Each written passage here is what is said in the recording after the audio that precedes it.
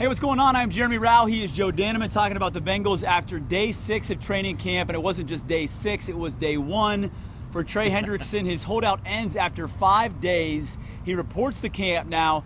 He's not practicing yet, doesn't have that new deal, obviously, but it was good to at least see him out there talking with the D-line coach, Jerry Montgomery, talking with Shamar Stewart, the first-round pick, kind of teaching technique. Just being around the team, you could feel Trey's energy here. Joe Burrow talked about that as well.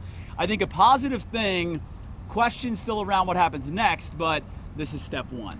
He was being fined $50,000 for every day he missed. So if you're wondering why Trey Hendrickson's in camp, he can say all the right things, right? That he wants to be around here as a resource for the younger guys. He wants to be in meetings. Maybe he wants to get a little pressure on the front office by him being here and him being around. But when you're being fined $50,000 a day, you show up after you've been fined $250,000 for missing training camp practices. But there are still so many questions about when he's going to get back on the field.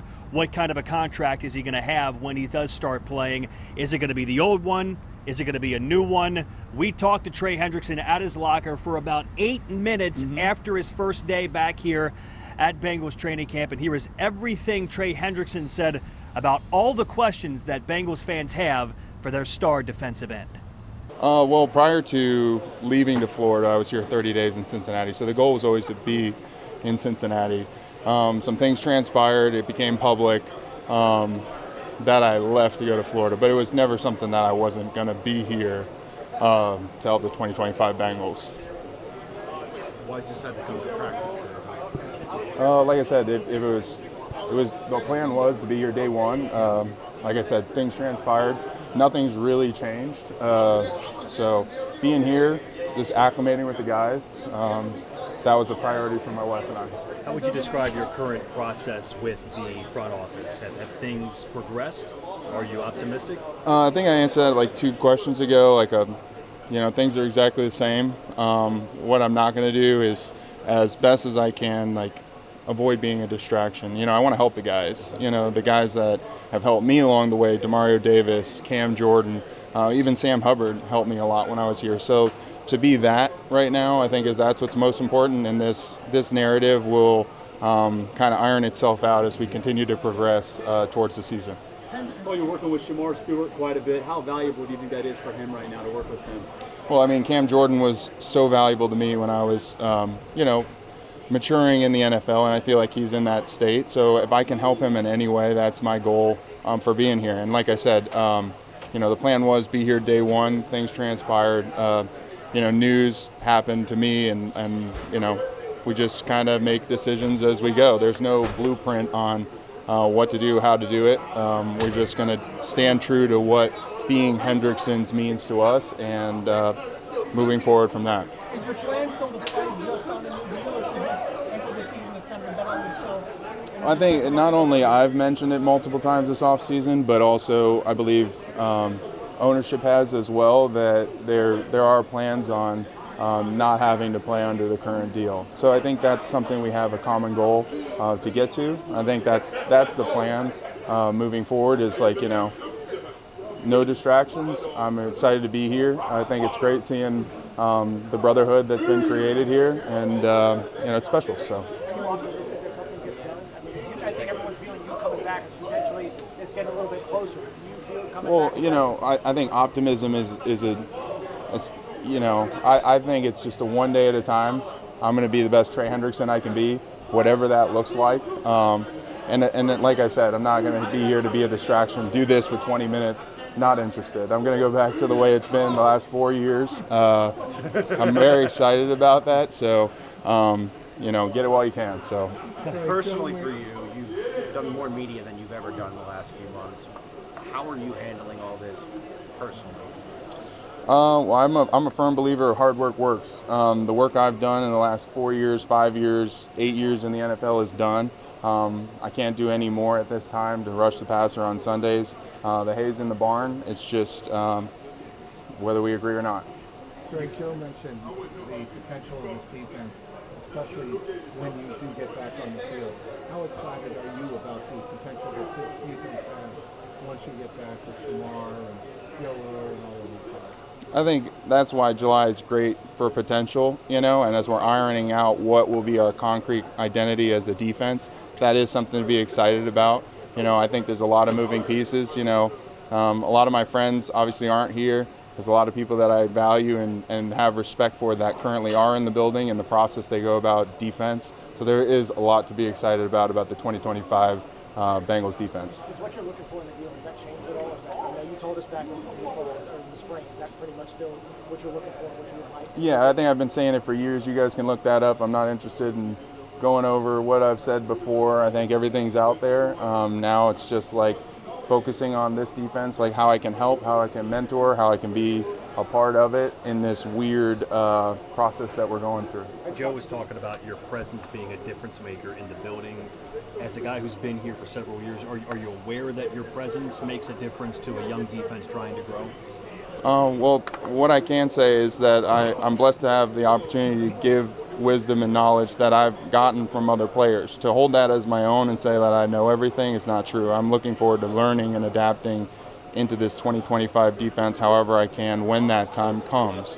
But for right now, like I said, nothing has really changed. My perspective and my wife talked about it, prayed about it. What are we going to do? How are we going to handle what's been conveyed to us? And I think punishing the young players and not being a part of their development, it would be a selfish act. So to come back, quote unquote, it was never the plan to leave. So being here for those guys is something I look forward to doing soon. Trey, while you're not practicing, what's the key to being ready for week one from the football standpoint? I'm always ready. I think that's something that I take a lot of pride in, training hard in the off season, getting bigger, faster, stronger. I think I tell Jeff Hobbs the same thing every off season when we've been here together the last 2 years. So how I train, I'm not worried about. If I'm going to be ready, I'm not worried about it. Hopefully everything works out that we don't have to worry about anything like that. And you feel like you put a ton of work in, you put a lot of production in. How good is it for you to be recognized maybe one of the best edge rushers in the league? How much is that? Recognition is not something I'm chasing. It's not. I think I've made my statements clear. Security is something that I value, and telling my wife where we're going to play. Those are the things that matter to me.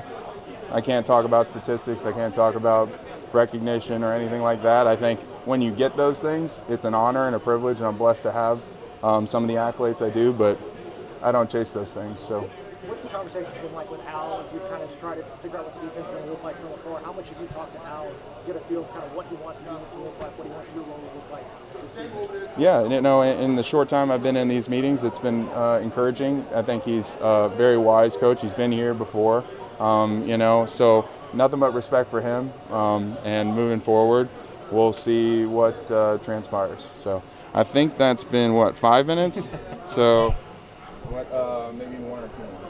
Have you noticed there's been a lot of talk, Trey, about the energy of the young guys, the confidence of the young players? You've been around, I know, just one day.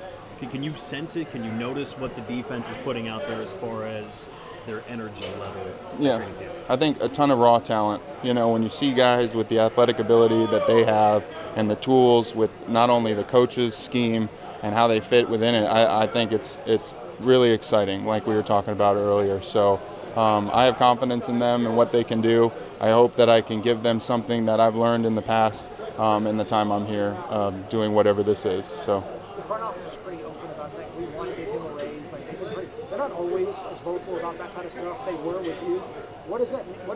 How did you interpret that? The fact that they were pretty open about, listen, we know he's outperformed this contract. We want to make that happen. Yeah. What was your response when they said that? Well, I've played the last 4 years and represented this ownership wherever I've gone. On Sundays, I'm wearing stripes. So that's something that for them to talk about me in a high regard is a special thing. If you told me that when I was 18 years old that would happen, part of me my heart would be warm.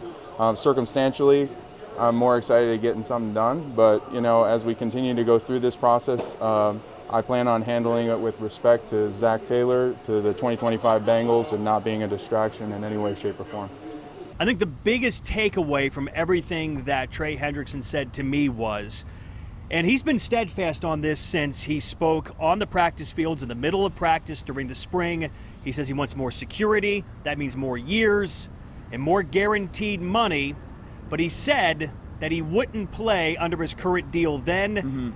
It felt like he doubled down on that again today, but said that the Bengals and him both had the common goal to get him a new deal. Just what it looks like, what will they agree to? I think it'll get done. That's just me spitballing and kind of reading the room a little bit. But Trey, again, has said that he doesn't want to play on his current deal. I think he cracked the door, and the way that he said it, we're both on the same page as far as wanting a new deal. Yeah. That kind of cracks the door and gives you that lead that this hopefully will get done before the season, hopefully sooner than later, so Trey can get ready, be ready to rock. He said he's working out, he feels good, all those things. So hopefully this is just that next step and getting him there. Now, this was a Joe Burrow press conference day on day 6, so a chance to talk with Joe about a lot of things. I will say the thing that I found very interesting, you're going to see at the start here, is Joe talking about his play so far, and I would say you will see his confidence talking about how he's throwing the ball. Feel great. Body feels good. I think this is the best I'm throwing it in several years, so I'm excited about that. Excited about where our team's at, too. A lot of young guys stepping up, making plays, so very optimistic. Why do you say that it's the best you've thrown it several? What makes you feel that way? You're out there every day. Are you trying at this point in camp to go for throws you wouldn't typically in a game? Like, are you trying to push yourself a little bit further? Depends on the period. 7-on-7, yeah. Team periods, no. Team periods, this year I'm treating it like a game. Finding checkdowns, getting it out quick, trying to get game speed ready. How much is this defense pushing you, Joe, especially in the red zone? It looked like they had a very competitive period against you. Yeah, they're doing a great job. The young DBs are really stepping up and making things tough. We're going to make plays. Both sides are going to make plays, but their energy, physicality, knowledge of their coverages, I think, has been top level. So that's exciting. I don't think we get to talk to you before the first preseason game again. I know you said it's not going to be up to you, but do you have an idea of how much you'd like to play? Not yet. We haven't talked about that at all. I'm sure we'll talk about that more early next week. Joe, how nice is it to see Trey Hendrickson out there, obviously not practicing, but coaching up the rest of the defense? Yeah, whenever you can have a guy like that in the building, even if he's not going, it's good to see his face, good to have his presence. He's going to play a big part of this team this year, and so just to have him around makes a big difference in the energy around here. What did that injury with him out there? What did it feel like today? Did you get a sense that he was there, just kind of hanging out? Less so at practice, more so, walking around meetings, team meeting, training room, stuff like that. He brings an intensity that is very unique, and so I think that's good for us. What did you say to him when you first saw him? It's good to have him back. Love you. Good to have you back. I think you've been really vocal the entire offseason about why he's so important to have around, why it's important to invest in for the franchise. Why does that, as you guys went through camp, has that been reinforced? How have you felt about his presence and what he means here as you've now been through camp for a week? This is the guy that has the most sacks over the last 2 years, and production is value in this league. You can think you're such a good player but not have any production. It doesn't really matter. So when you have a guy like that, you want to reward him. What kind of message? Is it hard for you to be patient when these contract things are going on that you can't necessarily control, but obviously you know how important Trey is? It's not up to me. That's the business of the NFL. Things usually go until there's not a lot of teams getting these big deals done early in the off season. Only a couple. I think it's pretty commonplace across the league to have these things done around this time, a little later towards game one. So that's probably what you're going to see. What's your opinion on the shift in recent years from Emily, can you grab me a water, please? What's your opinion on the shift from the holdouts to the hold-ins becoming more and more common around the league? Well, guys don't want to get fined. That's $50K a day.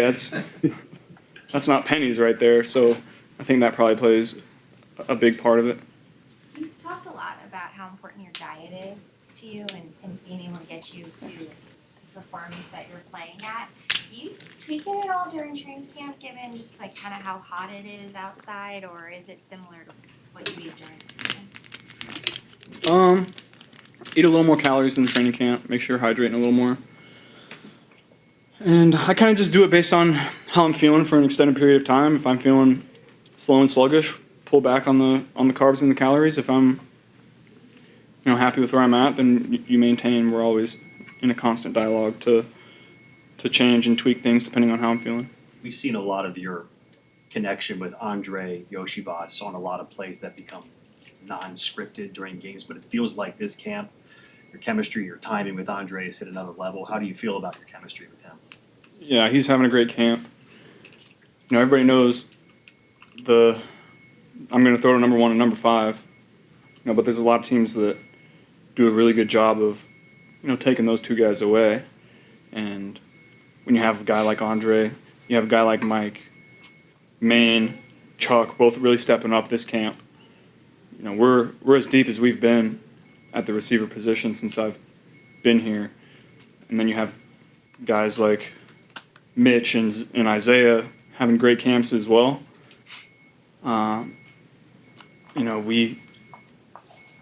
Somebody goes down, you can put somebody right there that we have a lot of faith in and has executed really well in training camp. Obviously, some of those guys don't have a ton of game reps yet, but when they continue to make plays in practice, we haven't had a ton of mental errors at receiver 1s or 2s this camp either, and that's very rare. I think the young guys are doing a great job studying the playbook, studying the script, knowing their jobs, and so I feel great about where that room is, and there's going to be injuries, guys are going to go down, and we have guys that we can plug right in. Is it easier to make those back shoulders and those seam throws to a guy with Andre's body type and size? Yeah, he's doing a great job of locating it, finding it, and making an aggressive play on the ball.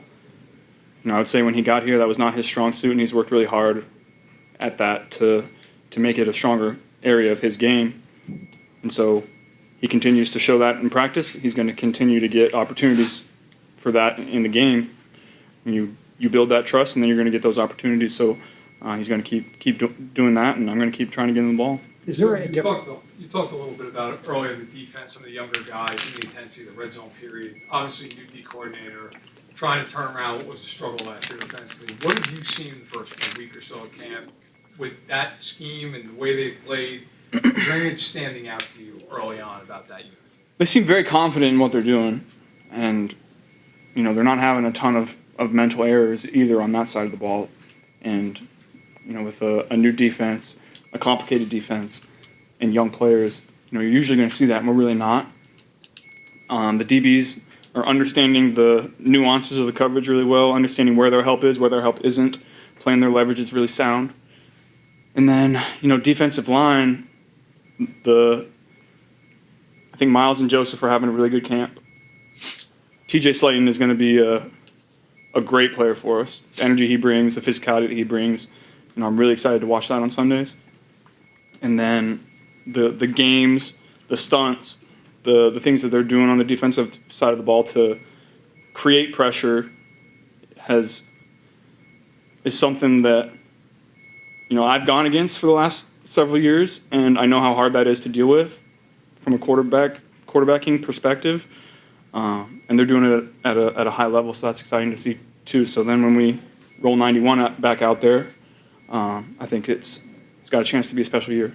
Of all Joe Burrow said on day 6, I thought it was very insightful in a lot of ways. And when Joe Burrow kind of sits there and muses a little, you're getting good Joe. He was tired Joe after day 6 as well. But what he said about the defense I thought was key, saying that they have to have that energy they've been bringing. It's not always just the mental side. It's all the other intangibles on a defense. And he thinks that energy can be a game changer matched with that physicality you need. So Joe Burrow is seeing signs of the defense improving. I think that's a good start one weekend. Yeah, he said any defense that has emotion, energy, and physicality makes up for whatever it is that you think you can do with the mind game on the football field as a defense. That's been one of the big talkers here week 1. Listen, we're both skeptical. I'm sure a lot of fans back home are skeptical as well. We want to see what the defense looks like in games. Yep. Maybe not even week 1 against whoever Cleveland puts at quarterback, but once the Bengals start playing some real offenses, can this defense look good with new players and a new defensive coordinator? But I think it would be unfair to say that it doesn't feel different here at training camp, that certainly there's a different edge about the defense, a different energy, a different attitude, whatever buzzword you want to use about the defense. We've felt it so far, and Joe Burrow talked about it at his press conference as the Bengals inch closer and closer to the first preseason game at Philadelphia. Thanks for watching. He's Jeremy Rao. I'm Joe Daneman. We'll keep doing these throughout training camp leading up to the preseason games. And yes, some of the starters will be playing in that preseason game in Philadelphia very soon. Thanks for watching.